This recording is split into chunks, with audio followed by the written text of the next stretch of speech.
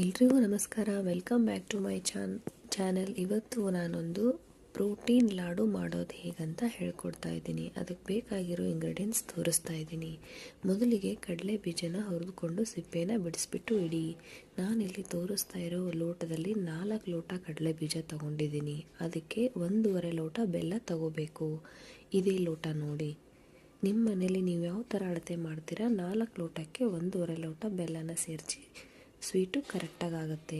ಮತ್ತು ಅದಕ್ಕೆ ಏನೇನು ಬೇಕು ಅಂತ ನೋಡೋಣ ಬನ್ನಿ. ಅದಕ್ಕೆ ಒಂದು 50 ಗ್ರಾಮಷ್ಟು ಬಾದಾಮಿ, ಒಂದು 50 ಗ್ರಾಮಷ್ಟು ಗೋಡಂಬಿ, ಒಂದು 50 ಗ್ರಾಮಷ್ಟು ಒಣ ದ್ರಾಕ್ಷಿ, ಸ್ವಲ್ಪ ಏಲಕ್ಕಿ ಪೌಡ್ರು, ನಮ್ಮ ಸೈಡು ಆಳ್ವಿ ಅಂತಾರೆ, ಅದಕ್ಕೆ ಸ್ವಲ್ಪ ಆಳ್ವಿ, ಆಮೇಲೆ ಸರಾಳಿ ಅಂಟು ಅಂತ ಹೇಳ್ತೀನಿ. ಸರಾಳಿ ಅಂಟು ಈ ಕಡೆ ಗೂಂದ್ ಅಂತ ಹೇಳ್ತಾರೆ.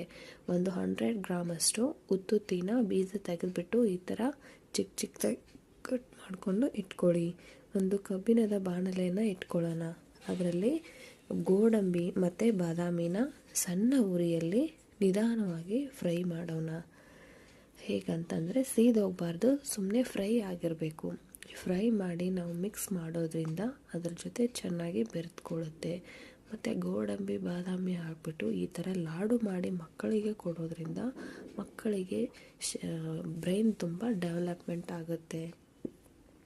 ಮತ್ತು ಕಬ್ಬಿಣದ ಪಾತ್ರೆಯಲ್ಲಿ ಹಾಕಿ ಮಾಡಬೇಕು ಅಂದರೆ ಕಬ್ಬಿಣದ ಅಂಶ ಮನುಷ್ಯನ ಬಾಡಿಯಲ್ಲಿ ಕಡಿಮೆ ಆಗಿರುತ್ತಲ್ವ, ಕಬ್ಬಿನ ಪಾತ್ರೆಯಲ್ಲಿ ಅಡುಗೆ ಮಾಡೋದ್ರಿಂದ ಅದರ ಬೆನಿಫಿಟ್ ಸಿಗುತ್ತೆ. ಅದಕ್ಕೆ ಜಾಸ್ತಿ ಎಲ್ಲರೂ ಕಬ್ಬಿಣದ ಪಾತ್ರೆಯಲ್ಲಿ ಅಡುಗೆ ಮಾಡೋದನ್ನು ರೂಢಿ ಮಾಡ್ಕೊಳ್ಳಿ. ತುಂಬ ಒಳ್ಳೆಯದು ಕಬ್ಬಿಣದ ಪಾತ್ರೆಯಲ್ಲಿ ಅಡುಗೆ ಮಾಡೋದು. ನೋಡಿ, ಈ ಥರ ಸಣ್ಣ ಉರಿಯಲ್ಲಿ ಚೆನ್ನಾಗಿ ಫ್ರೈ ಮಾಡಿ. ನಿಮಗೆ ಗೊತ್ತಾಗುತ್ತೆ ಯಾವ ಥರ ಇದೆ ಅಂತ. ನೋಡಿ, ಈ ಥರ ಮೇಲೆ ಸ್ವಲ್ಪ ಕಂದು ಬಣ್ಣ ಬರೋವರೆಗೂ ಫ್ರೈ ಮಾಡಿಬಿಟ್ಟು ಅದನ್ನು ಕಡಲೆ ಬೀಜಕ್ಕೆ ಸೇರಿಸ್ಕೊಳ್ಳಿ. ನಂತರ ಬಾಣಲೆಗೆ ಒಂದು 4 ಟೇಬಲ್ ಸ್ಪೂನಷ್ಟು ತುಪ್ಪನ ಆ್ಯಡ್ ಮಾಡ್ಕೋಬೇಕಾಗತ್ತೆ. ತುಪ್ಪ ಯಾಕಂತ ನಾನಿವಾಗ ನಿಮಗೆ ಹೇಳ್ಕೊಡ್ತೀನಿ. ತುಪ್ಪ ಚೆನ್ನಾಗಿ ಕರಗಿ, ಇವಾಗ ಬಜ್ಜಿ ಮಾಡಬೇಕಾದ್ರೆ ನಾವು ಎಣ್ಣೆನ ಹೇಗೆ ಕಾಯಿಸ್ತೀವಿ ನೋಡಿ, ಆ ಥರ ತುಪ್ಪ ಚೆನ್ನಾಗಿ ಕಾಯಬೇಕು. ಎಷ್ಟು ಚೆನ್ನಾಗಿ ಕಾಯುತ್ತೆ ಅಷ್ಟು ಒಳ್ಳೆಯದು. ಮೊದಲಿಗೆ ಸ್ವಲ್ಪ ಲೋ ಆಗಿಡಿ ಫ್ಲೇಮ್ನ, ನಂತರ ಸ್ವಲ್ಪ ಜೋರು ಮಾಡಿ. ಜಾಸ್ತಿ ಮಾಡಿದ್ಮೇಲೆ ಈ ಗೂಂದ್ ಅಂತ ಹೇಳೋದ್ನಲ್ಲ, ಸರಾಳಿ ಅಂಟು, ಅದಕ್ಕೆ ಹಾಕಿ ಈ ಥರ ಕೈ ಆಡಿಸ್ಕೊಳ್ಳಿ.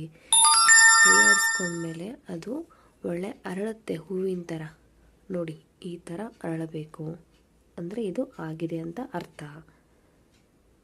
ಇದು ತುಂಬ ಒಳ್ಳೆ ಬೆನಿಫಿಟ್ ಕೊಡುತ್ತೆ ನಮ್ಮ ಹೆಲ್ತ್ಗೆ.